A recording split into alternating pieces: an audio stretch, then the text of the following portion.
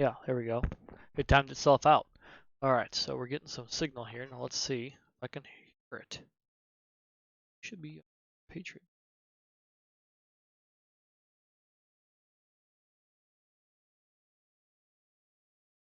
Nope, it's not telling me live now.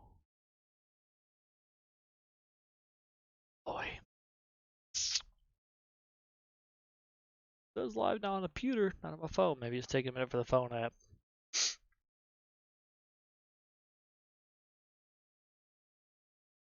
Probably pop out this chat anyway.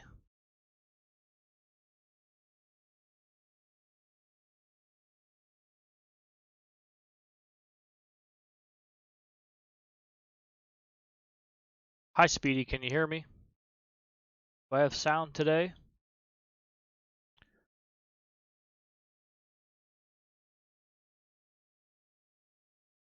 All right, you can hear me. Good deal.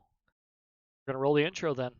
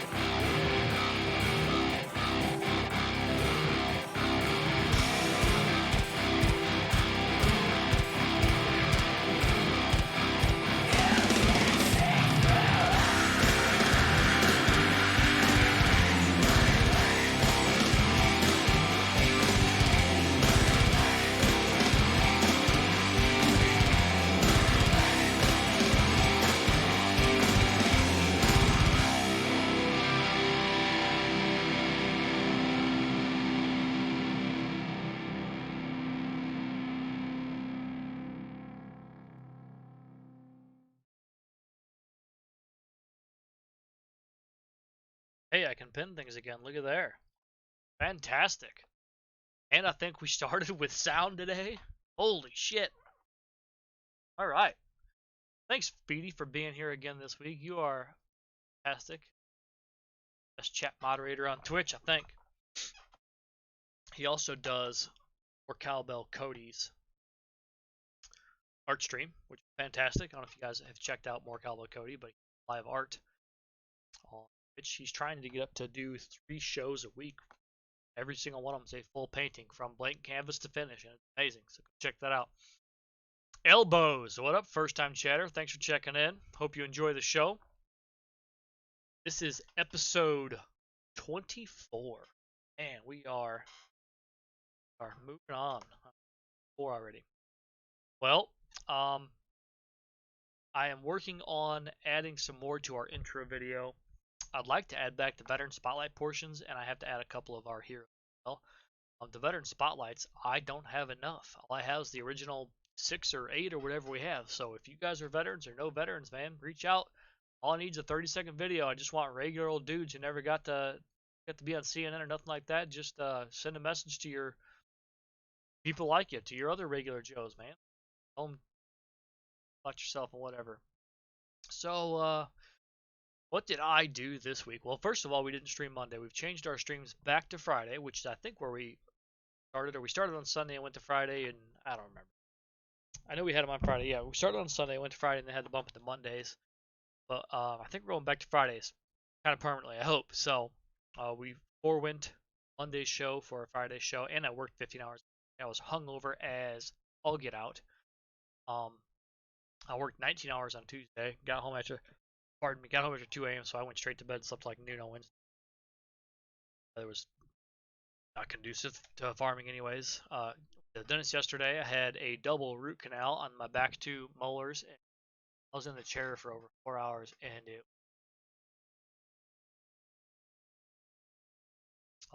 won my fantasy football. I'm 4-3 now. Hard to believe that NFL is already in week 7. That's not good. Boy. Whew. Terrible drink. Who made that? The Packers lost Sunday.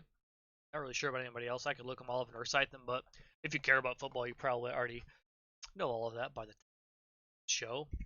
Hockey stuff happened. I haven't got a chance to watch much of that. Hawks lost again. I know they lost their home opener to Boston. I think they lost again. They should be 2-4. Boston was like 6-0 last I checked. They're pretty good, but that could change by the time the stream goes out too. To be honest with you, I haven't checked. Put everything together pretty much yesterday and the day before. Most of it yesterday, or no, most of the day before because I had the dentist thing yesterday, which took up all my day. So it was weird trying to watch hockey Tuesday night in the tractor. On one end of the field, I got 3 out of 4 bars of 5G, and on the other end of the field, I got only 3 bars of Edge network. So I couldn't watch the hockey on that end of the field. The boss was getting kind of antsy because I kept heading back to the south end of the field, refresh my phone so I could watch or listen to the hockey game. But I ended up just getting irritated and impatient, shut the crap off anyway. Thanks for checking in, viewers. Looks like we're up to 6 viewers. That's pretty good. I appreciate everybody coming and watching the show. We are going to start this show off with a joke, which I wanted Patrick to tell because he's our resident jokester, but he's over partying with some of his cousins right now, so I'm going to tell him. A vegan and a vegetarian jump off a cliff to see who hits bottom first. Who wins? Any guesses? Society. Society win. Pretty good one. I'm going to start off with some history. We had a lot of history this week, not only because it was a week and a half because I missed the Monday show, but also because we have a lot of history this week.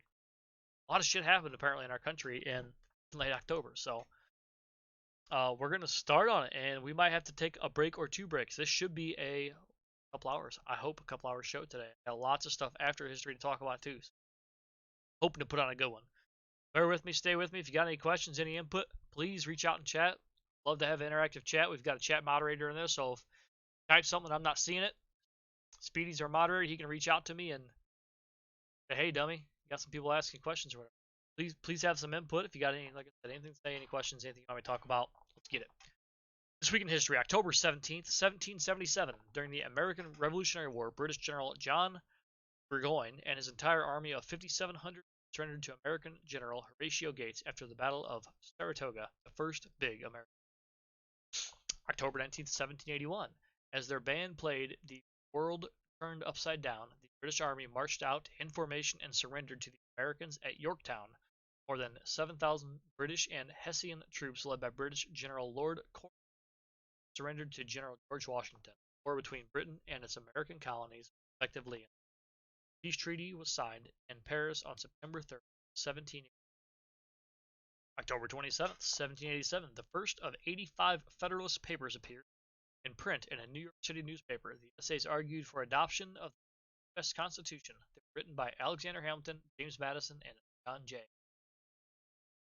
October 20, 1818, the U.S. and Britain agreed to set the U.S.-Canadian border at the 49th parallel. So the first several topics on our history is all about Revolutionary War and its immediate after effect. Yes, the Canada by Great Britain. That's where a lot of their attacks came from when they took over New York. Those troops, I believe, came from Canada. But yep. So parallel is the on our October 26, 1825. The Erie Canal opened, first major man-made waterway in America, Lake Erie, bypassing the British-controlled Lower St. Lawrence. The canal cost over $7 million and took 8 years to complete. Again, the revolution. This is a fantastic piece of history that I did some research on. October 24, 1861. First transcontinental telegram in America was sent from San Francisco to Washington, addressed to President Abraham Lincoln from Chief Justice Stephen Field of California. Field's telegram was sent at 7:40 p.m. on October 24th by President Lincoln at 11:30 the following morning. A telegram took 12 plus 4, 16 hours almost to get there. Hours and 50 minutes across the country. It's crazy. Much of the construction was done by Indians. They were treated very well during the construction to build a positive relationship between people. According to Captain U.F. Ware in his account titled The Indian Wars of 1860, quote, "It may be thought strange that they did not secretly destroy the telegram. There were a number of strange stories connected with it and Indian experience. In order to give the Indians a profound respect for the wire, chiefs had formerly been called in and had been told to make up a story and then separate. When afterwards the story was told to one operator where one chief was present, it was told at another station to the other chief in such a way as to produce stupendous dread. No effort was made to explain it to the on any scientific principle, but it was given the appearance of a black and diabolical art. The Indians were given some electric shocks, and every conceivable plan to make them afraid of the wire was indulged in by the officers and employees, it being much to their financial advantage to make the Indian wire." So in this, in Captain Ware's book or account titled "The Indian War of 1860," all that was him telling us that basically the white man to convince the Indian that the telegraph wires were black magic and not to touch them. They were like shocking him, and they made up some dreadful story about how they got there and how they carry lightning and whatever. So for the first part of the Indian Wars of 1864, the Indians did not mess with any of the telegraph wires, but then later through accidental contacts and etc. came to learn that it was just a minor shock that they would experience. So it's destroying them. But yeah, for the beginning of those wars, white people, whatever you want to call them, I guess, were able to communicate from East Coast to West Coast and back without interruption. Lack of knowledge and black magic, I guess. October 21st, 1879, Thomas Edison. Oh, this is another good one. Thomas Edison successfully tested an electric incandescent lamp with a carbonized filament at his laboratory in Menlo Park, New Jersey, keeping it lit for over 13 hours. False, right? I think it's right. I mean, we all credit Thomas Edison with inventing the light bulb, but that may not be so. According to Mike Rowe, his new show called 6 Degrees with Mike Rowe says that Hiram Maxim invented the electric lamp. Upon Maxim firing one of his employees, William Sawyer, for being a drunk, Sawyer stole Maxim's design plans and filed a patent. Thomas Edison, being the genius lawyer and great inventor that he was, appealed Sawyer's application on the grounds that it was not novel enough of an idea and that it was illegally procured. The patent was revoked, and because Edison, the general pain in the ass, he had previously filed a patent and knew that once Sawyer's patent was revoked, that the patent application would then fall back to Edison's application because Hiram Maxim hadn't filed one because the plans got stolen. So then after Sawyer's bogus uh, plan got revoked, the only other application for a patent resembling a light bulb, Thomas Edison's. Hence, the first patent of the light bulb belongs to Edison, not in the light bulb. October 26, 1881, the shootout at the OK Corral in Tombstone, Arizona occurred between feuding Clanton and Earp families. Wyatt Morgan and Virgil Earp with Doc Holliday gunned down Frank and Tom McCleary and Billy Clanton. The shootout was actually in an empty alley behind the OK Corral and took less than 30 seconds from start to finish. Accounts. October 27th, actually, and the 3 guys that died in that shootout are still buried there. October 27th, 1904, the New York City subway began operating, running from City Hall to West 145th Street, underground and underwater rail system in the world. October 21st, 1915, the first transatlantic radio voice message was made by the American Telephone and Telegraph Company from Virginia to Paris, that is also known as AT&T. Right? AT&T, American Telephone and Telegraph. October 24th, 1929. Well, GTE used to be it used to just be like GTE, ATT. Used to have Anyways, October 24th, 1929. Black Thursday occurred in New York Stock Exchange as nearly 13 million shares were sold in a panic. 5 days later, Black Tuesday saw 16 million shares sold. A rough week on that. Elbow says Thomas Edison sounds like a true opportunist. Yeah, absolutely. One of the smartest men of his time, and also very well connected, had a lot of money, was already known as a great inventor.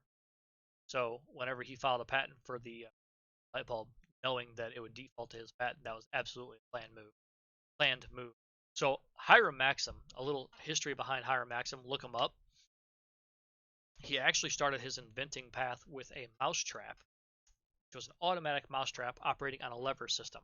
So a mouse would come walking in and drop in the box. So seemingly you could catch unlimited mice, right?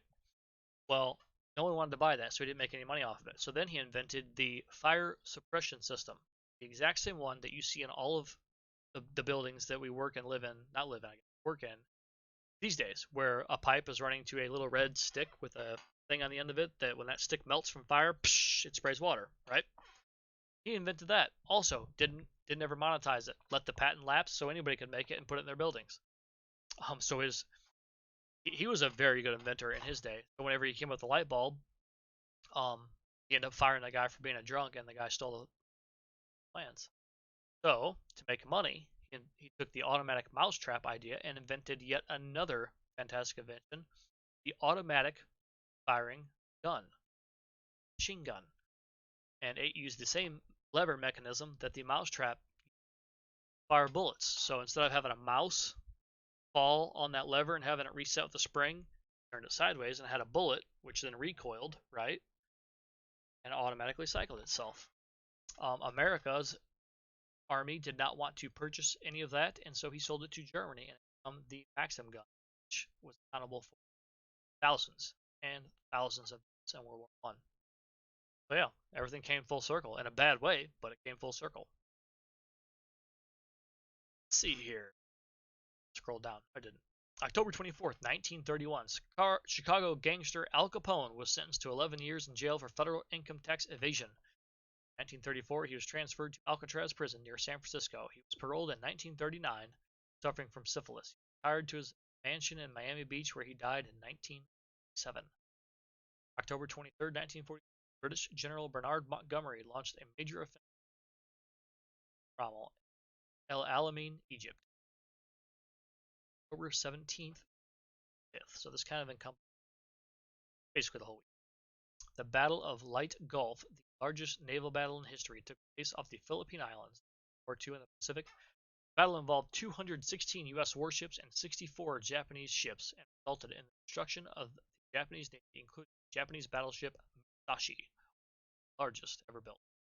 October 20th, 1944, during World War II, in the Pacific, General Douglas MacArthur set foot on the Philippine soil for the first time since his escape in 1942, fulfilling his promise, I shall return. That is a full story that I'm not going to tell you, so Google that. Douglas MacArthur's return to the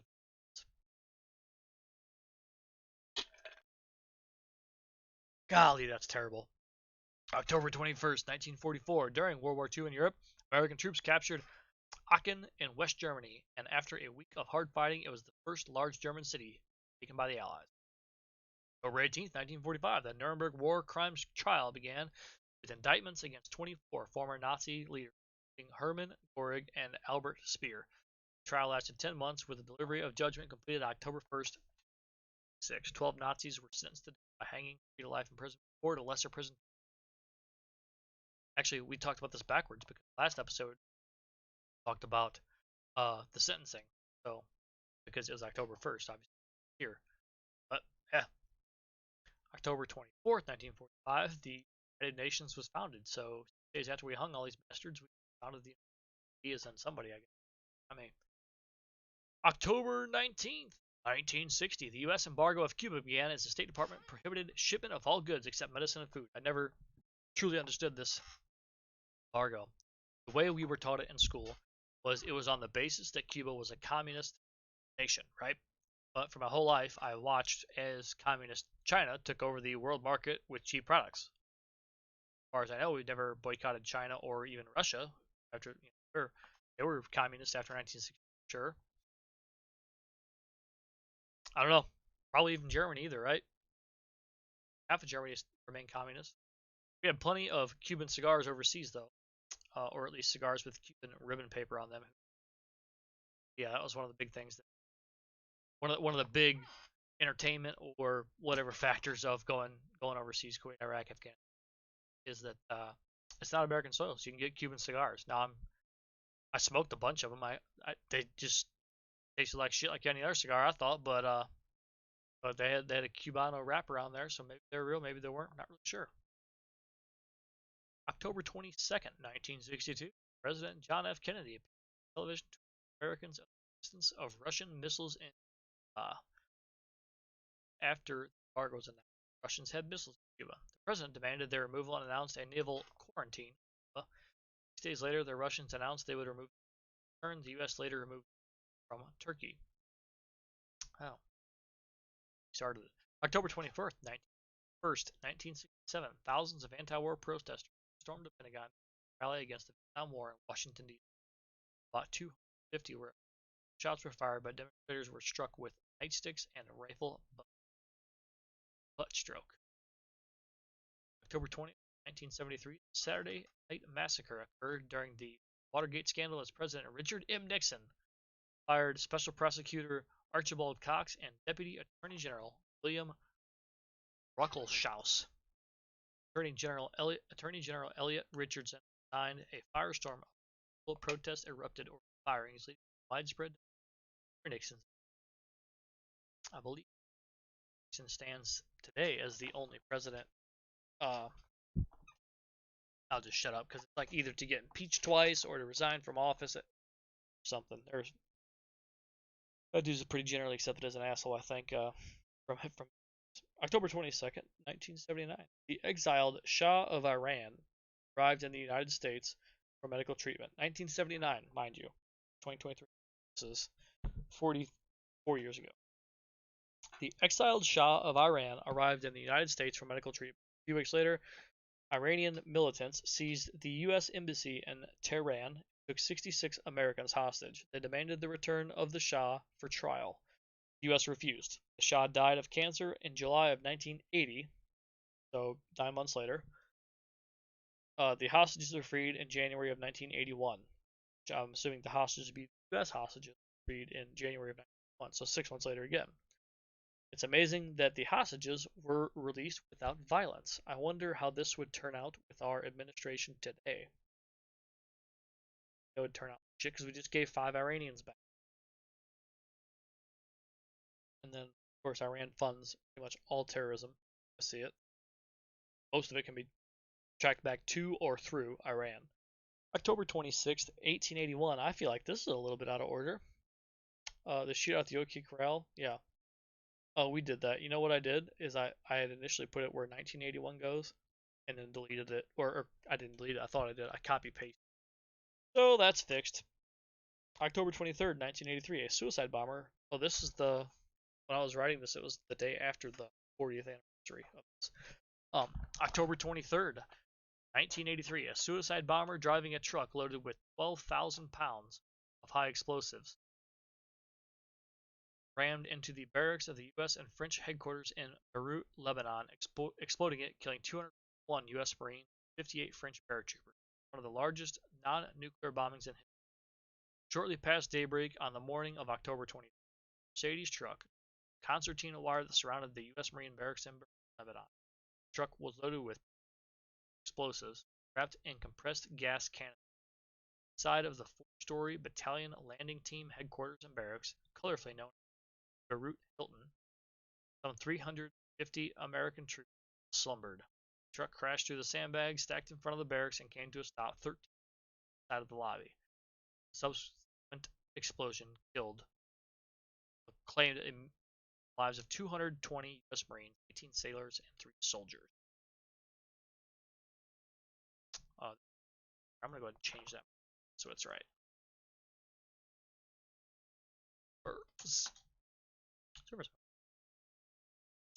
Elbows says, I guess I have to watch Tombstone. Yep, you better. And whenever they're standing in front of the OK Corral shooting each other, you'd be like, nope. PatrioticVeteran taught me that is not true. They were behind it in the alley. Afterwards, there was witnesses galore. One guy says, no, I watched them murder. The Earp brothers shot him when their hands were up. They tried, so he pressed murder charges. Obviously, all this got thrown out. There's a lot of witnesses. Shenanigans. October 25th to 23rd, 1983. Caribbean island of Grenada was invaded by the U.S. to restore order and democracy. Over 2,000 Marines and Army Rangers seized control after a political had made the island a Soviet-Cuban colony, according to President Reagan. I actually know, which is pretty cool. October 19th, 1987. Black Monday occurred on Wall Street as stocks plunged a record 508 points, or 26%. Largest one-day drop in stock market history. So October, not a good stocks. Don't sell your stocks. Probably that's why. Hold on to them until next month. 6 October. October 24th, 94. For the first time in 25 years, British troops were absent from the streets of Londonderry, Ireland, following ceasefires by Irish Republican Army and pro-British forces. 1994. So we are all old enough to faux show. Yeah, we all spent our whole youth probably hearing about the IRA and how that was like a small militant terrorist group. Speedy, you're from over in that neck of the woods. Tell us about the IRA, man. What do you think about them? Holy shit, that's not getting better. That's a bad drink. Shout out to Mom for the cup. Hold them high. Hold fast. I don't condone American flags being on stuff. A flag's a flag. It's supposed to be a flag. You can't see my flag. I don't have flag design nothing. If this was not a Christmas present for my mother, I would not be using it. But it was. So thanks, Mom. Shout out. All right, what do we got now?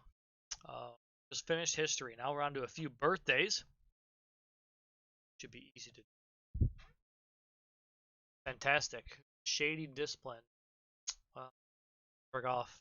Thanks for the first time chat, but we don't want any of your services, so Speedy, go ahead and that guy. Well,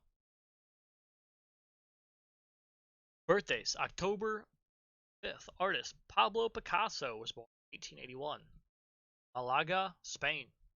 He was an experimental painter and also became a fine sculptor, engraver, and ceramist. Ceramist. I thought that was going to say ceramicist, like ceramic working. October 26th, everyone's favorite First Lady, Hillary Rodham Clinton, born in Park Ridge, Illinois. 1947, she was First Lady from 1993 to 2001. Presidency of her husband, Bill. 2000, she became the only First Lady ever elected to the Senate, serving as a Democrat from she was re-elected in 2006 and began a presidential campaign hoping to become America's first.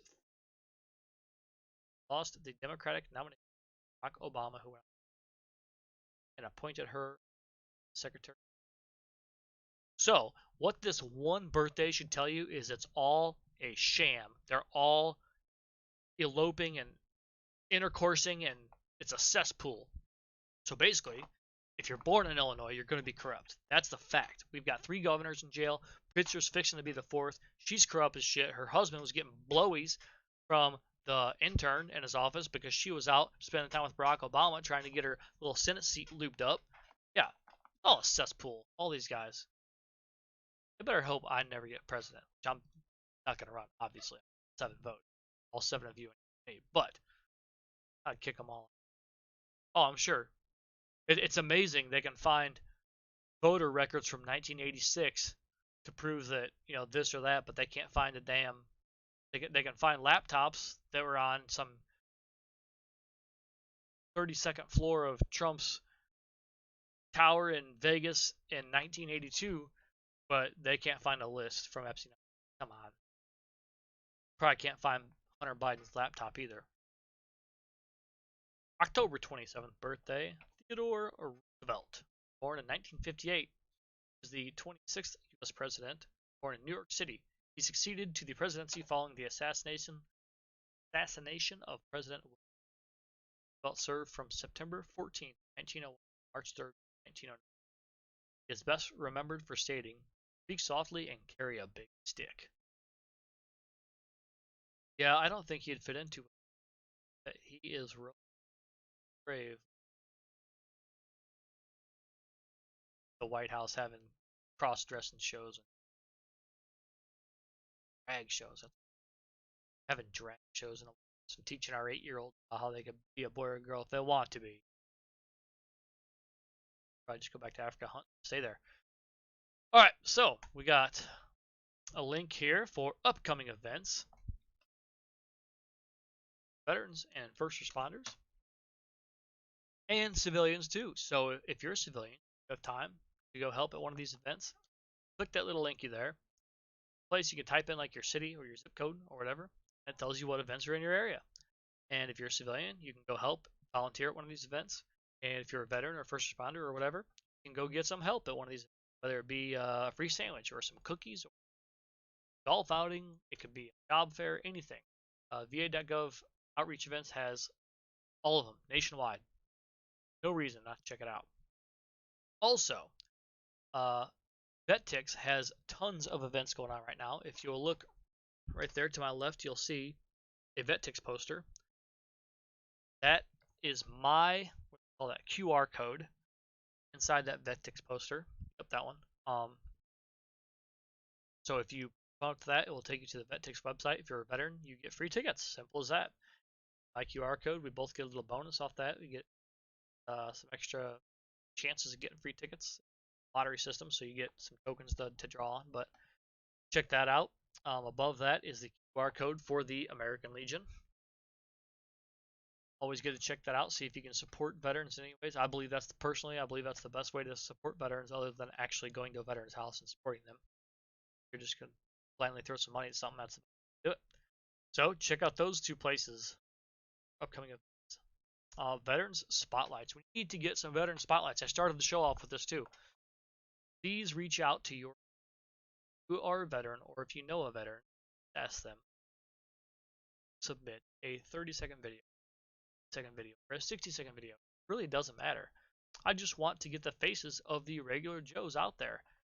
Not only get you guys some appreciation, so people can say, "Hey, thanks, regular Joe." Also, so other regular Joes out there who might need help, who might not even know about this show or whatever, might accidentally click the link someday and see a guy they served with 20 years ago on my show saying, "Hey, I'm here. I'm doing this guy's show. Maybe you guys just come see what it's about." You know what I mean? We can help spread the network, get it bigger. That's the only way. It's the only way things like this work is word of mouth. We can all click share to Facebook all day long, but I don't I have right now 0 Facebook friends in here watching me, so that shows you what good that does. Word of mouth. Take the time, or rate to one of your friends. The show is worth their time. Don't watch. Or they're not your friend, probably. They trust you, though. So anyways, we are approximately, 40 minutes, or really 30 minutes. I flew through that history. I kind of flew through it because I had typed out a couple of big paragraphs there and really thought that it was going to take long. Pardon me. That's fine. We might only have an hour show tonight. Either way, a lot of time making it, so we're going to do it the way I made it. And right now, we are up on our break. I'm going to go pour something that's not shitty in this cup because whatever I made in here is terrible and it's making me burp and have heartburn and I'm not liking it. So while I'm emptying the bucket and filling the cup, guys, please check out this video about our next national park. It's a shame so many women struggle to lose weight. When this special coffee loophole helped me drop from 184 to 123. Yeah, sorry, we're not going to watch Hot Springs National Park. So I went ahead and refresh that video. That's why you saw me come back. So just enjoy the hot springs.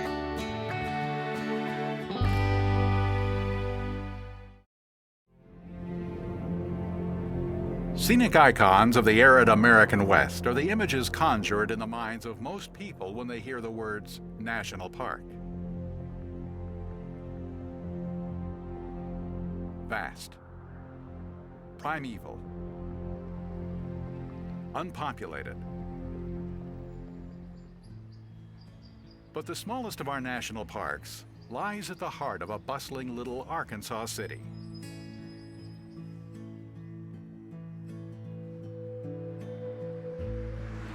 As a matter of fact, the park is reason for the city's being there. The focus of this park is neither geysers nor glaciers, but bubbling waters.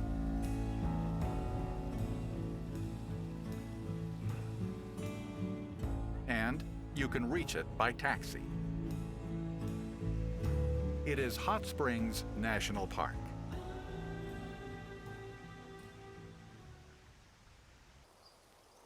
With only 5,550 acres, located 60 miles from Little Rock, the capital of the state, this diminutive historic park draws over 1 million visitors a year. There are 47 thermal springs flowing on the southwestern slope of Hot Springs Mountain. Every day, over 700,000 gallons bubbles from the earth. Thousands of years ago, rainwater started seeping into porous rocks and soil to depths of 4,000 plus feet. Heated in the cauldron of the Earth's innards, these waters began percolating back to the surface with a temperature of 143 degrees Fahrenheit. Native Americans, the first to bathe in these springs of magic waters, called this place the Valley of Vapors and considered it sacred. According to their legends, these springs held a great spirit who heated the waters with his breath. In 1803, President Thomas Jefferson acquired the springs with the Louisiana Purchase. He sent scientists who came back glowing. This encouraged health seekers to take the waters. The springs began drawing the overworked and the frazzled, attracted by the luxury of floating on the warm, bubbling waters, the healing waters. Hot Springs became the Great American Spa. Electricity, a marvel of the time, was coupled with the thermal waters and hydroelectric baths. The waters were charged with a weak current. Supposedly, it enhanced healing. Then in 1921, the United States Congress designated Hot Springs, Arkansas, a national park. The only national park that can boast a bathhouse row as one of its attractions. Elegant old Fordyce Bathhouse is now a visitor center and museum. It exudes the opulence of a gilded past. The ornate assembly room, piano, antique writing tables, marble floors, elaborate fountains, and even stained glass windows. It also housed a gym. Bathhouse patrons were encouraged to box and lift weights. Quapaw Bathhouse, adorned with Native American motifs, is still open to the public. The same holds true for the Buckstaff, which has been in continuous operation since 1912. The list of notables who bathed here reads like a who's who of a more innocent age. John L. Sullivan, the boxer. Billy Sunday, the evangelist. Heavyweight boxing champion Jack Dempsey. America's sweetheart Mary Pickford. And Harry, the buck stops here, Truman. Gangsters loved the place. To them, it was neutral ground. But Al Capone and the mob left their Tommy guns behind.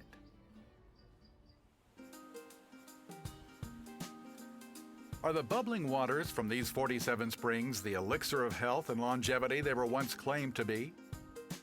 The park makes no such claims. Still, a trip to hot springs can add to one's feeling of well-being. And it's fun to sip the champagne of pure waters.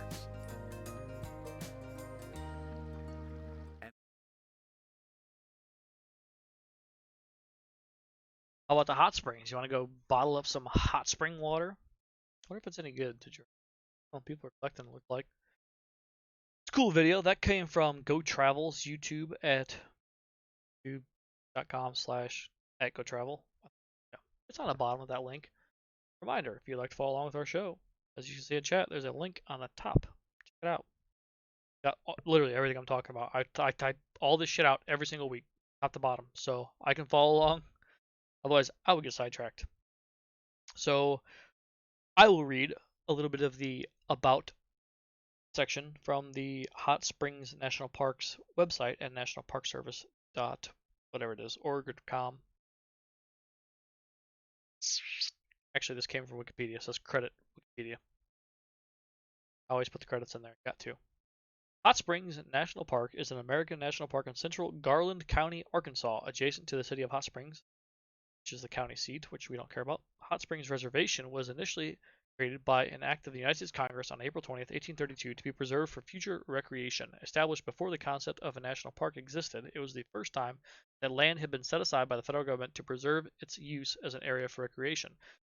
The hot spring water has been popularly believed for centuries to possess medicinal properties and was a subject of a legend among several Native American tribes. Following federal protection in 1832, the city developed into a successful spa town. Incorporated January 10, 1851, the city was known in the early 20th century as the home to Major League Baseball spring training, illegal gambling, speakeasies during the Prohibition era, and gangsters such as Al Capone, horse racing at Oaklawn Park, and the Army and Navy Hospital. Horse racing at Oaklawn Park must be a place, I don't know. The Army Navy Hospital and the 42nd President Bill Clinton. We just spoke of the Clintons, and we just spoke of Al Capone, so kind of fitting, right? The area was established as National Park on March 4th, 1921, until the redesignation of Jefferson National Expansion Memorial as Gateway Arch National Park in 2018.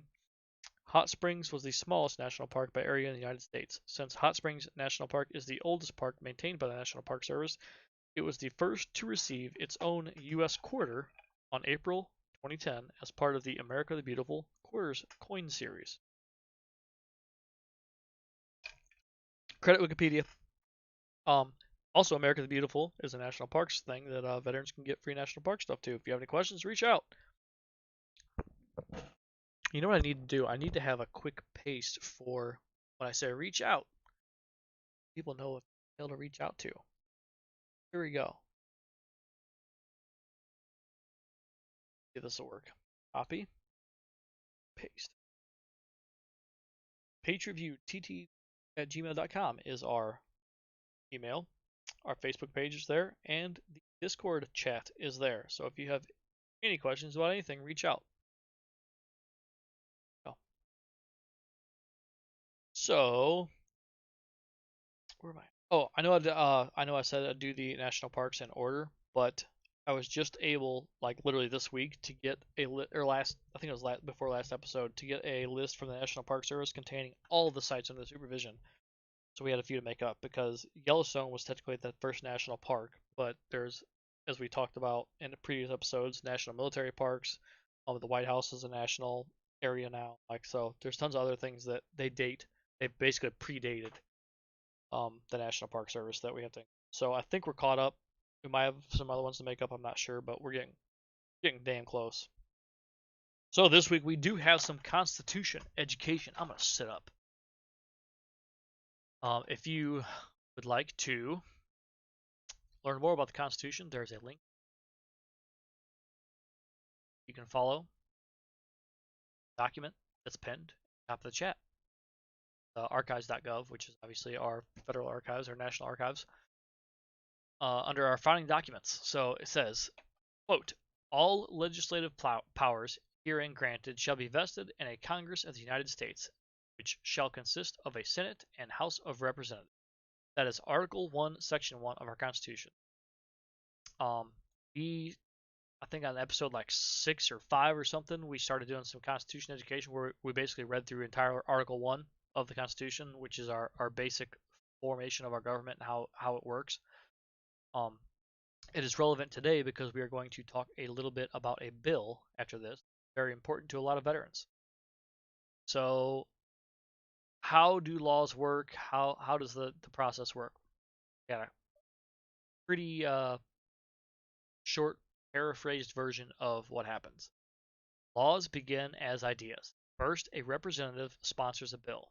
The bill is then assigned to a committee for study. If released by the committee, the bill is put on a calendar to be voted on, debated on, or amended. The bill passes by simple majority. The bill moves to Senate. In the Senate, the bill is assigned another committee, and if released, debated and voted on. Again, a simple majority passes the bill. Finally, after a conference committee made of the House and Senate members works out any differences between them, between their versions of the bill, the resulting bill returns to the House and Senate for final approval. The government printing office prints the revised bill in a process called enrolling. The president has 10 days to sign or veto the enrolled bill. Once a bill is signed by the president or his veto is overridden by both houses, it becomes a law and is assigned an official number. So, a representative says, hey, I don't think veterans should pay for health care. Presents the bill. And then the Committee on Veterans Affairs get this bill, right? And they're like, okay. So basically they look over the intricacies of it, see if there's any rules or any laws that are already in place that they can add to or that affect the effectiveness of this bill, to change the effectiveness of this bill. And then if they do have to make recommendations or amendments, they do that and then send it back to representatives, right? And then they will basically accept or deny. They can either accept changes as necessary or revoke the bill first, or revoke the sponsor in the first place, which the bill goes in the garbage then. So we assume that it passes, goes to the committee. The committee's like, "Yep, this will work." Then they send it back and they voted on it. The House of Representatives votes on it, and then once it passes the House of Representatives, it moves to the Senate. The Senate also has a committee. Senate Committee for Veterans Affairs would be on this hypothetical bill. They would do the same thing, debate on it, vote on it, and if a majority passes it, then both the House of Representatives and the Senate get together. If there's any differences in the version in which was passed, so like if the House made different amendments than the Senate, they would agree on some sort of common ground, some sort of what do you call that whenever I want this and my wife wants this? Compromise. They would agree on some sort of compromise and then go back to each for the final approval. And then once the final approvals are all made, everybody agrees on what we're proposing. It goes to the president. The president either signs it or vetoes it. If the president vetoes it, then the House and the Senate have to pass a 2/3 vote to override the president. There you go. How you like that? Pretty easy, right? So now, move on to congressional activity and the Jobs for Our Heroes Act, which, if you would like to read the full act, the link can be found in the document pinned atop the chat. See what I'm doing there? I'm trying to get you guys to click that document so you can follow along with the entire show here and interact and chat. Elbows is the only one who ever said anything other than Speedy. Speedy's doing a good job moderating. He kicked the shit out of that one guy. We gotta make a. There needs to be a badge for that, Speedy. Every time you kick somebody or moderate a message, earn some points or something. But the Jobs for Our Heroes Act. I'm gonna do the quick down and dirty on this one. So it was a bill that amends the FAST Act, which there's been like 4 different names of the act, right, for veterans.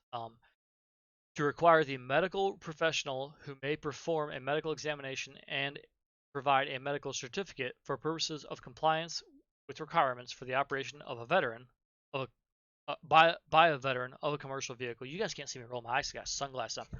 By a veteran, spoke of a commercial vehicle, to be a qualified examiner who is employed by the Department of Veterans Affairs as a medical professional and is licensed, certified, or registered in the respective state that they work to perform physical examinations. What does this mean? This means that any veteran who is attempting to get a CDL or attempting to maintain their CDL and is required to get a physical examination every 2 years by law, this act says that, quote, to require the medical professional may perform a medical examination. So your doctor, basically, if you're a veteran, your doctor, your physical, or what do they call it, the nurse person, PA, called a PA. This is pretty much like a doctor now. Whoever can do physicals in your VA does a CDL exam for you, obviously at the cost of the VA, at the VA. So that prevents veterans from having to go search the databases and find someone who does CDL exams for them. Now, I currently am in a huge argument with the VA because I was told by the VA today that the VA does not have to do my CDL exam. And I'm like, weird, I can show you. So I copy pasted this law. I can show you in writing in black and white, where according to our Congress, and this was President Trump's administration signed this into law. This says you're required as a medical professional to perform the medical examination, right? We just read it, black and white. They're like, no, we can't. So I'm on the phone with this guy, and he says, no, we can't force any of our medical professionals to do any sort of diagnosis or treatment that they do not want to do. Now think about that for a minute. So they all took the Hippocratic Oath or whatever it's called, right? To where they are bound by oath to perform medically pardon me, that drink's got me fucked up. To perform medically necessary treatment or whatever, and they're bound to privacy. So now the VA is telling me that they said they can't make someone do one of these CDL physicals. That's literally word for word what they told me today. And the dude, before he told me that, he literally told me on the phone, he's like, just so you know, it is illegal to record any conversation that we have. And I'm like, what? It's illegal to record a federal employee during or in the realm of their regular duties? And he said, yes, without their knowledge it is. And I don't consent to any recording. And I'm like, what? So immediately I was thrown off. Like, this dude right now from step one is trying to fucking avoid a lawsuit. Now I'm getting mad about it, talking about it. I'm getting angry again. He really is trying to do good, I think. But the way he came at me, like, he came at me already with his wall up, already defensive. Like I'm attacking him or his family or something. No, I'm not. I'm attacking the system. The law says you have to provide me with this exam, and now I've lost my CDL because of it. That's a fact. And I got pulled over without a CDL. So you see where this is going. That was my decision, and I own that, right? But I explained everything to the officer, who was super fucking cool. and not trying to ruin my life. So he's like, yeah, fuck it, pack your shit and go. Get out of here, but don't be driving no more today. Got it. Okay, so I didn't. But my point is, all of this is avoidable if one doctor just does a physical exam. It doesn't even say anywhere in the law that you have to do the standard CDL physical exam. It just says that you have to do a state physical exam, which would be like, I would imagine, the same exam your kid has to have to go to school, or the same exam you have to go to college or play football or all the other shit. Basically, this guy's not gonna pass out and crash, right? That's what they want to know. So whenever he told me that we can't make our doctors perform exams, I'm getting pretty fucking pissed about it. Pardon the language. I'm getting pretty irritated about it. I've already contacted 2 of my senators, which you heard about last episode, and I haven't heard back. So I'm getting pretty pissed about that too.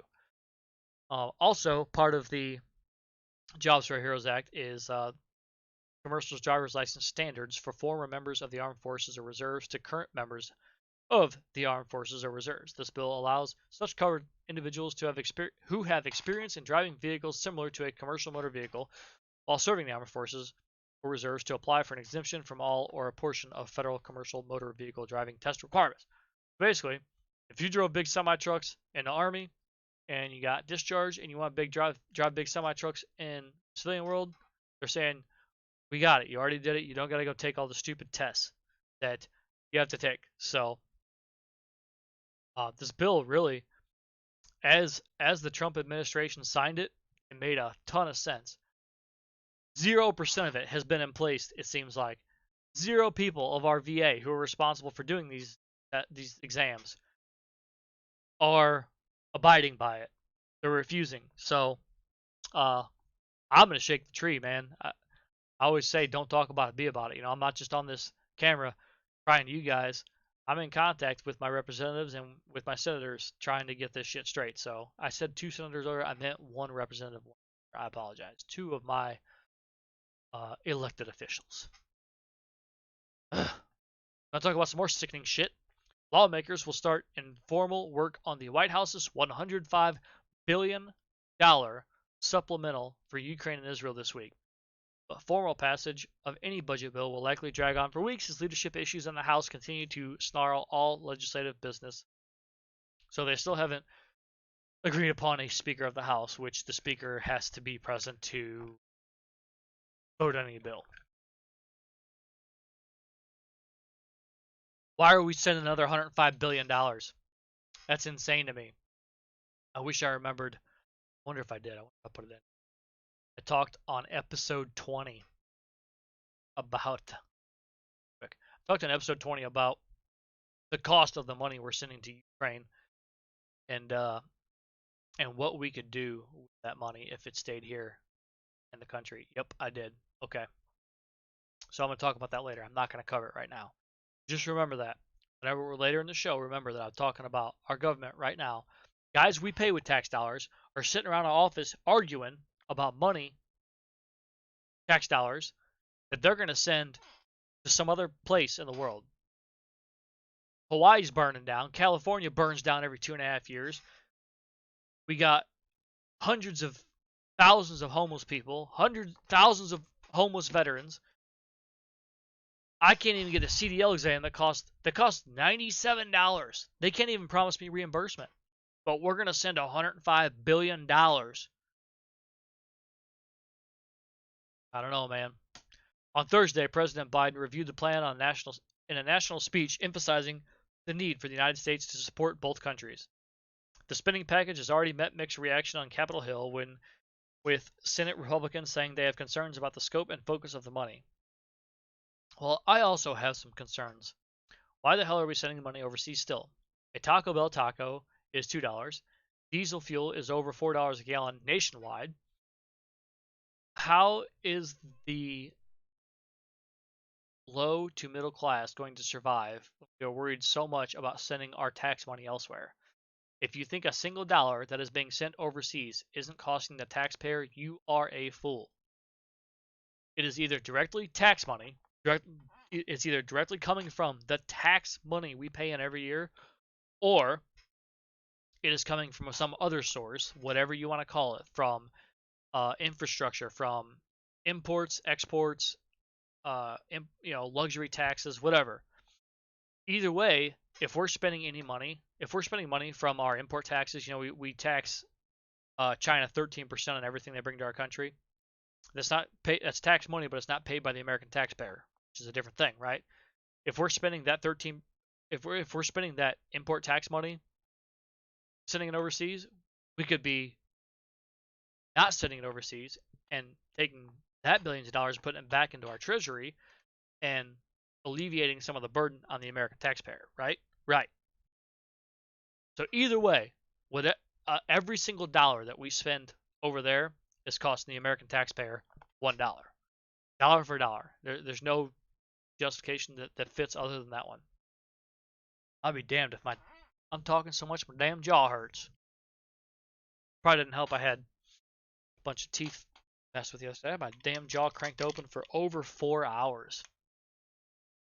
Doing good. I'm doing good. I'm like, yeah, I'm fine. Kept telling, yeah, I'm fine. Well, if I say no, are they gonna stop? Like when I have a half of a tooth ground out of my head, they're gonna be like, all right, you know what? It hurts you a little bit too much, Sally. We'll stop working on you for the day. Yeah, not gonna happen. All right, we got some news of the week coming up here. Anybody want to guess what we're gonna talk about? Where'd our viewers go, Speedy? We're down to 4 viewers. Did you kick everybody out? Come on, Speedy, you gotta leave some people in here, man.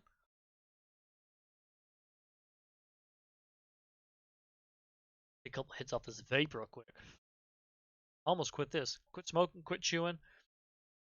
I have to quit drinking. I can't. It gives me the sneeze is bad. I don't know what's that. Anyways, no, Speedy says he didn't kick everybody out. Alright. Well, news of the week. Uh-oh. Still streaming here? My stream went black. Phone didn't. Phone's still running. I don't know what happened to mine. Whatever. Oh, and my stream just crashed on my computer. My chat window's still up. That's all I need, Speedy. You still hear me? Let's hope that's a yes. Speedy says yes. Alright, well, I don't get to watch my stream on my computer anymore because it all crashed. But I still got my document up and I still got my chat box up. So we're going to run with it. News of the week. Secretary of State Antony Blinken and Defense Secretary Lloyd Austin said Sunday that the United States expects the Israel-Hamas war to escalate through involvement by proxies of Iran, and they asserted that the Biden administration is prepared to respond if American personnel or armed forces become the target of any such hostilities. Remember that. Remember, so we can think back to it a few paragraphs from now. The Biden administration is prepared to respond if American personnel or armed forces become the target of any such hostilities. To start with, don't we already have American targets? Didn't Americans already die in the initial attack? Weren't there 5 American families who had someone kidnapped? Yeah, so it's not time to be prepared, it's time to act. Quote, this is not what we want, not what we're looking for. We don't want escalation, Blinken said. We don't want to see our forces or our personnel come under fire, but if that happens, we're ready for it. End quote. I'm actually going to skip over this next section for a second and go to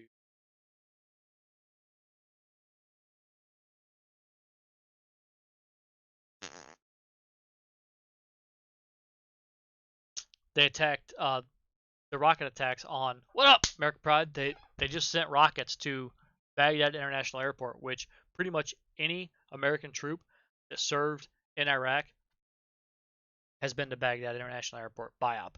Pretty much all of them. Now, I could be wrong.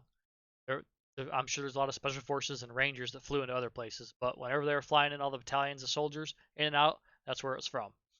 American Pride Gaming says we are going to respond with sending our tax dollars over or fight against our own equipment that was handed over. It's a sad world. American Pride, I agree with you 100%. And contrary to popular belief, I have a contrary belief to the popular belief, is what I'm saying.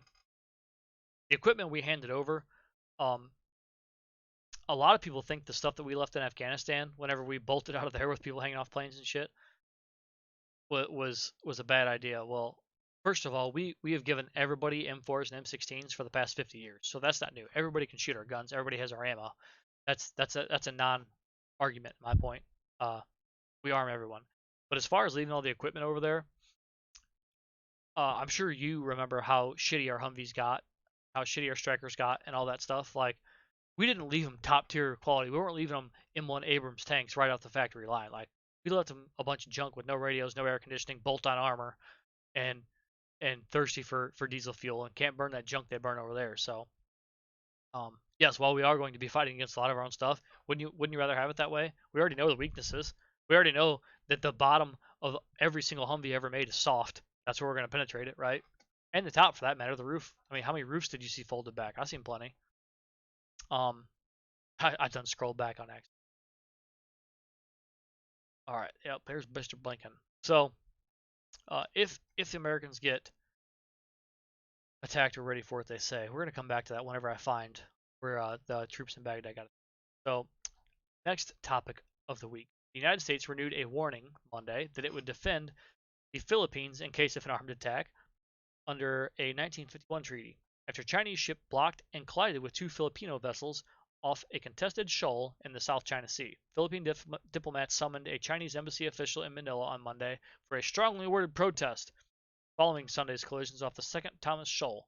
No injuries were reported, but the encounters damaged a Philippine Coast Guard ship and a wooden-hulled supply boat operated by Navy personnel. So apparently in the Philippines, they are so behind the technology that their Navy personnel are still operating some sort of wooden-hulled boats. Not acceptable anyway. So, moving on. The U.S., South Korean, and Japanese air forces have carried out a rare aerial drill involving a nuclear-capable bomber as part of their nation's agreement to expand military cooperation amid growing threats out of Pyongyang. For the first time, a B-52 Hotel Stratofortress bomber, two F-16 Fighting Falcons, two South Korean F-15 Kilo Slam Eagles, and two Japanese F-2 flew alongside one another Sunday, the South Korean Air Force announced in a release that day, Sunday. The historic drill took place in an air defense zone south of the Korean peninsula that overlaps Japan and South Korea. We talked about this for a minute last week. The B-52 Hotel landing on the Korean peninsula. First one in a long time. Apparently, it's a really rare thing for a B-52 to land in Korea. Imagine that. American Pride Gaming says true, but it's a lot easier to take out their Forerunner or Tacoma than our armored Humvees. But we left a lot more than stuff that's junk. That's the bad part, just from my experience. True, we did leave a lot more stuff than that, but while you were in, you know how anal they were about keeping serial numbers and everything serialized and accounted for. So somewhere, somebody has an idea of what's there. You know, whether it's LRAS, long range target acquisition systems, night vision, or I don't know. Somewhere somebody has some sort of an idea what we're going up against if we have to fight anybody or any of our equipment. And like I said, who knows better how to destroy our shit than us? Send a couple of jarheads in there. They'll break some night vision. They'll shoot some shiny stuffs. Oh, here we go. Two rocket attacks targeted a base with U.S. troops near Baghdad's international airport early last Friday morning, a week ago. The latest of a series of strikes this week against the American military in the Middle East. There were no casualties, a U.S. defense official said Friday. Air defenses shot down one rocket and the other struck an empty storage facility, the defense official said. The rockets targeted U.S. and allied troops at the Baghdad's diplomatic support center about 50 a.m. Roughly 2,500 troops are deployed to Iraq, where they officially act in an advisory role. The U.S. combat mission there ended in 2021. The attack in Baghdad follows drone strikes in recent days and installations housing U.S. troops elsewhere in Iraq and Syria, as militant groups respond in the aftermath of the October 7th Hamas attacks on Israel. Read the full story here. So I prefer to get my news from military sites, military.com, legion.org, stuff like that. That's the full story of the Baghdad attacks. So let's see here. Go back to Secretary of State Anthony Blinken said Sunday that if Americans get attacked, that we are ready to respond. And then Friday, Americans got attacked. So what gives? Have you responded? Are we bombing the fuck out of these people yet? Like, I'm ready to make some glass. I don't know. I'm 37 years old, and my entire life, the Middle East has been a shit show and a cesspool for terrorism. It's been absolutely the armpit of the world and nothing but trouble for anyone, even to themselves. They've attacked Africa, they've attacked Europe, they've attacked Asia, they've attacked America. I guess maybe South America might not have been attacked. I don't know. But everybody else has had trouble with the shitheads from the Middle East. It's time to make some glass, in my opinion. Almost 1,000 American troops have received orders to deploy to the Middle East to support Israel in its conflict with Hamas and provide stability in the region, the Pentagon said Thursday. Defense Secretary Lloyd Austin decided several days ago to put 2,000 troops on pre-deployment orders to prepare for possible missions to the Middle East. Thursday, the Pentagon said some of those orders have been activated. Approximately 900 troops have deployed or are in the process of deploying, says Air Force Brigadier General Pat Ryder, the Pentagon's top spokesman. Crazy, it takes a brigadier general to be a spokesman. Like, I mean, he's not a politician, right? These include forces that have been on prepared to deploy orders and which are deploying from the continental United States. Ryder said the deploying troops are part of existing plans that were previously announced to send terminal high altitude area defense battery from Fort Bliss, Texas, Patriot batteries from Fort Sill, Oklahoma. Patriot and Avenger batteries are also being sent from Fort Liberty, North Carolina, and Associated Air Defense Headquarters elements from Fort Bliss and Fort Cavazos, Texas. Terminal High Altitude Area Defense. Okay, so I'm assuming that's some sort of anti-ballistic missile battery. Department. Oh, this is all right. So here, now we got a good story. Department of Arizona Legionnaire John Cuddy admits to not having to worry about where his next meal was coming from when he was growing up, but he said other members of the American Legion Post 109 and Tucson did. That's why the Post didn't hesitate when it found out a local food pantry that provides meals for local school children facing food insecurity on weekends and during school breaks was in need of funds. Post 109 stepped up, donating $4,500 to the Greater Vale Community Resources Food Pantry's Weekend Backpack Program. Holy shit, please give me an acronym next time. Which provides easy-to-fix weekend and vacation meals for local children and families facing financial hardship. So again, the American Legion doing good things. Read the full article here. Chat. Other topics. This is a public service announcement that I put out on our. Oh yeah, you're from down in that neck of the woods. Yeah, it looks like they're good posts. Thank you, American Pride. Right now, there are a lot of companies on social media advertising their willingness to help veterans with their VA claims. Do not ever pay anyone to help you with your claims. Every veteran has a veteran service officer assigned to their county. It is their job to help veterans with all sorts of things, especially with VA claims. They work at no cost to the veteran, and no cost, no commission, nothing. Their salary is a base salary. They're paid whether they do the job or not, so please make them do their job. If you need help finding your veteran service officer, reach out to me via email, Facebook, or Discord. Those links are in chat. I will answer any of those as soon as I can every day. Every day I check them. So,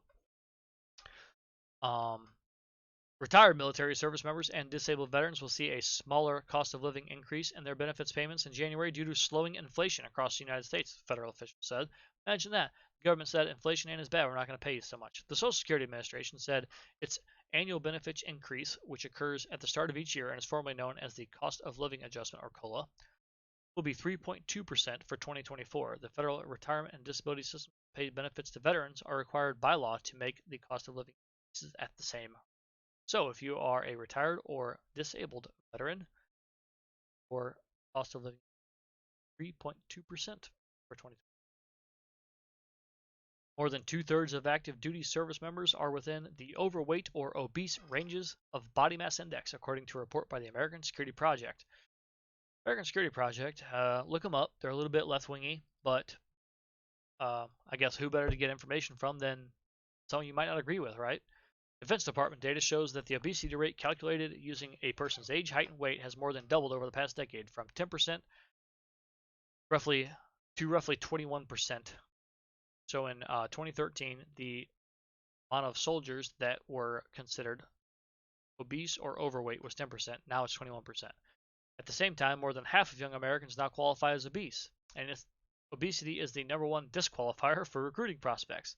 So, not only is our military, but our entire country is soft and getting softer.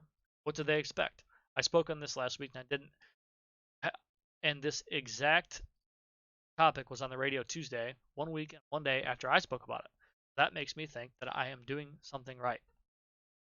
I'm going to take this opportunity to reiterate a topic from episode 20 that is relevant to all of the shit we're talking about today.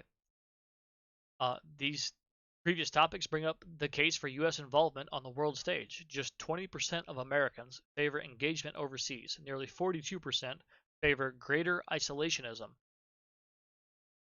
As a whole, 51% of Americans say that the United States should pay less attention to problems overseas and concentrate on problems at home, which was up from 30% in 2002.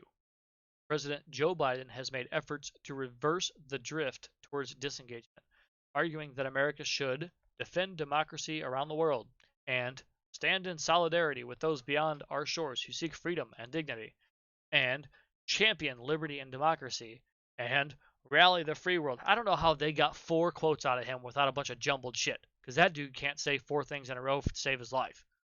Anyways, by coming to the aid of democratic Ukraine, Biden lived up to his words. But Afghanistan serves as a grim reminder that policy hasn't always matched rhetoric. Recall that Afghanistan held 7 free and fair elections in the 20 years before the withdrawal from Kabul in August of 2021, a withdrawal negotiated by the Trump administration and carried out by the Biden administration.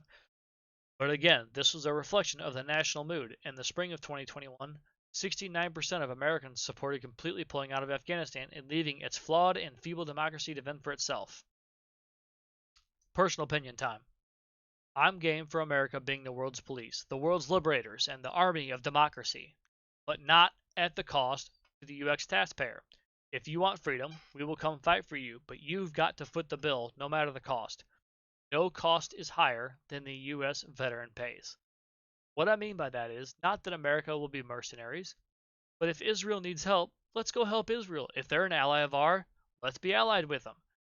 But we can't foot the bill too. We can't be the ones whose blood is spilt on the battlefield and then be the ones whose veterans come home to a higher cost of care and a higher cost of living, and then be the ones whose taxpayers had to pay for all the fucking bullets and missiles anyways. Pardon the language again. I'm trying to get away from all the F-bombs, but get passionate sometimes.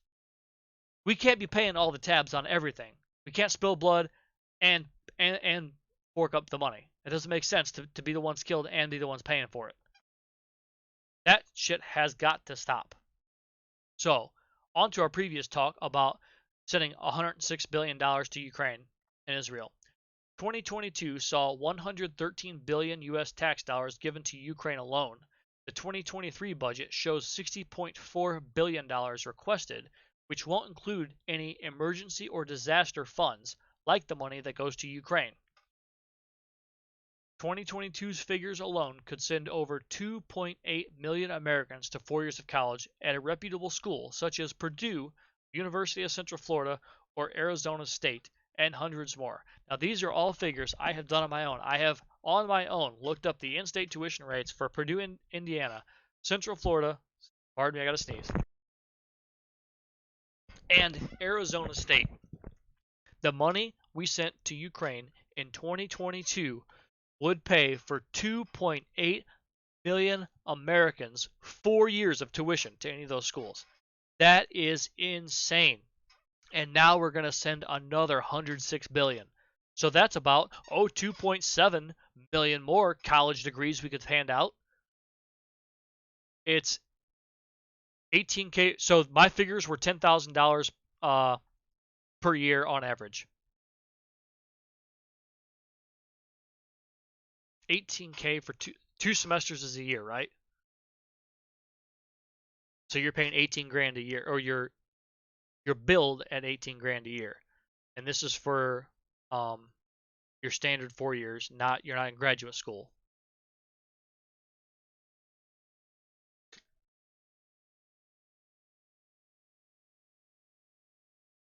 Okay. Well,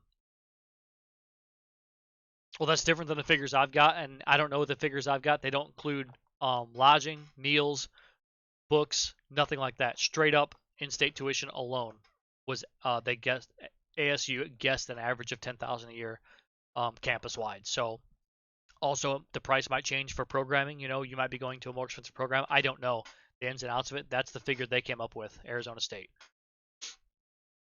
But either way, even at twice the cost that I just quoted, instead of sending 2.8 million Americans in 2022, we could send 1.4 million in 2022, 1.4 million in 2023, and 1.2 million in 2024. So either way, it's an astronomical cost that we get no benefit from. You know what we're getting from Ukraine? Nothing. Jack diddly nothing. They're supposed to have a bunch of uranium for us, but shocker, they can't find it, and Russia's probably got it all. But anyways, uh, the people of the United States are undereducated and overweight, with our government seemingly striving to make our situation worse.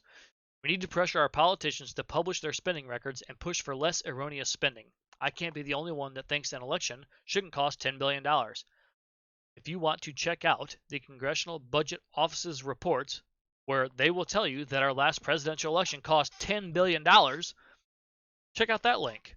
I'm not just talking out of my ass, people. I've researched everything that comes out of my mouth, and someone somewhere says the shit I'm saying. I'm just putting it all. Oh, you're going to nursing school? Hell yeah, that's very expensive. And a parking pass, hopefully up front.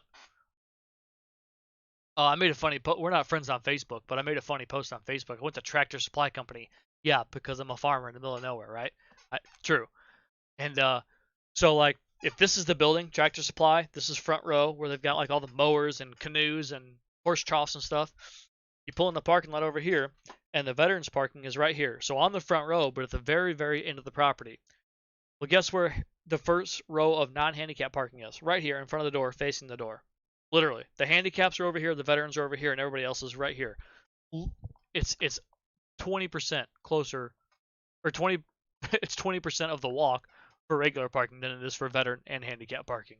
I'm just like, this world's fucked. Nobody uses their brain. It's like we're all born with 3 brain cells and they just spend their time fighting each other and overheating. Oh, buddy. When you coming on our show, American Pride Gaming, you're supposed to be on here at some point in time. Looking for a guest all the time. All the time looking for a guest. So for those of you who don't know, you can check out all of our past episodes except for one. I don't have episode 14 on there for whatever reason. I deleted the hard drive copy and never uploaded it. So effed on that. Check out our YouTube. youtube.com/PatriotView. And of course, the like button, the subscribe button, the alerts button, the share button, all that stuff. Anytime you click it, helps us out. So even if you turn notifications off, if you just go subscribe to the channel, it makes me look better. If you give me a thumbs up on some videos, it shows activity on my page. Working towards getting one of them YouTube logos that you can hang up in the back of your stream that says I got like 1,000 followers or something. I'm at 29 followers on YouTube. So if you could help me stretch that out, that'd be fantastic. Honestly, what I'm looking to do is I'm looking to move this stream off of Twitch. I want to get away from Twitch. There's no reason to be on Twitch. It's other than it's a big market for gamers and stuff, right? So I'm hoping I will segue into my next thought and then finish the first thought. We also have a Patreon page up and running. If you can find it in your hearts and wallets to support this stream, please visit http blah blah blah blah blah patreon.com/patriotview. There is where you can subscribe for $3 a month, which is $2 a month less than Twitch charges. And if you subscribe on Twitch, the streamer only sees $2.50, as to where if you subscribe on Patreon, the streamer sees $2.78. They take 8% and then charge you a flat like quarter or something for processing or whatever. But it comes out to be for every $3, the streamer sees $2.76 or 68 cents. That's what it is. $2.68. So it costs 32 cents to have a Patreon. It costs $2.50 to have a Twitch. Basically, is what it comes out to when you're talking about payouts for the streamer. What I'm hoping to do is get enough Patreons. I don't even have a payout on there yet. I only have one Patreon. The first Patreon, Speedy, awesome, and he's my moderator. Awesome again. Thank you so much, Speedy, for that. But what I'm hoping to do is take the money earned from Patreon and subscribe to Streamlabs Pro or Ultra, whatever it's called, so I can multi-stream. And then what I can do is I can stream on Twitch, Kick, YouTube, and Patreon all at the same time, assuming I have the bandwidth for it, obviously. Because I'm not bound by the affiliate rules on Twitch due to me being in a non-paid status on there. So I'm hoping to do any sort of financials through Patreon simply because they take phenomenally less money out of your donation than Twitch does. If you or here's the link I was looking for earlier, Speedy, where I said I wish I had them all just ready to go. If you or someone you know needs to talk or needs information for yourself, for a veteran, or first responder, or anything, please reach out. There are 3 methods of contact which are in chat. Email, for the 7th time, PatriotViewTTV@gmail.com, Discord at the link, and Facebook at the link, facebook.com/ThePatriotView. I don't have my internet crashed, so Speedy, if you could find us someone to raid, I would be eternally grateful. Or American Pride, you're in here. Give me someone to raid, man. I see, looks like I got me. Hobbs is on there playing the finals. Oh, I don't know what that is. Or is that, is he doing like some sort of landing competition, maybe? What he's playing? I have no idea what he's playing. Oh, some smash and grab shooting thing. Fly Guys playing iRacing, and Burstix is doing Flight Sim. Burstix doing nowhere. Group flying. To Manila. You know what? That's what we'll do. We're gonna do Burstix TV. That's who we're gonna raid. Only because he's in Manila, which we just talked about Manila. So I'm gonna go ahead and I gotta pull up my thing here. I can't even see my own stream. And I'm hair. Look at that hair, American Pride. You got any hair left, buddy? All right. So, if you have any questions, concerns, comments, input, needs, anything, please reach out. Yeah, I guess you could probably reach out on Patreon too. I didn't figure you did, man. I'm going bald. This is my last hurrah. You can see my fading hairline through my hat there, man. This is my last hurrah at having some hair, so gotta give it a go. But we are going to go raid out Burstix as soon as I can find my command. My entire box crashed. Until then, we're gonna watch some credits. I'm gonna read them out to you. Oh, that's not the credits. That's my break screen. Thank you all for watching. If you or anyone you know would like to be on the show, please reach out via Discord or email, or Facebook now. Veterans, if you need to talk, call a brother. Reach out to our team via Discord or call the Veterans Crisis Line by dialing 988, going to veteranscrisisline.net for online chat, or texting 838-255. You are all invited to join us on most Sundays. We watch NASCAR, NFL, and we do a lot of hockey as well in Discord. Link's been shared 100 times.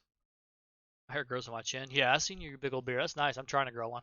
Please check out our Patreon at patreon.com/PatriotView. I would be so grateful if you could find it in your hearts and wallets to make a donation. A special thanks to Verdict for the music during our intro video. They gave me rights to their entire first album for free. They asked for nothing in return. Our break video of Hot Springs National Park was from Go Traveler at youtube.com/GoTraveler. As always, don't talk about it, be about it.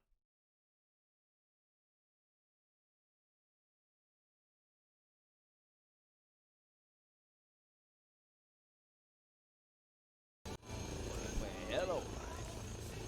Patriot View, just radio channel, part of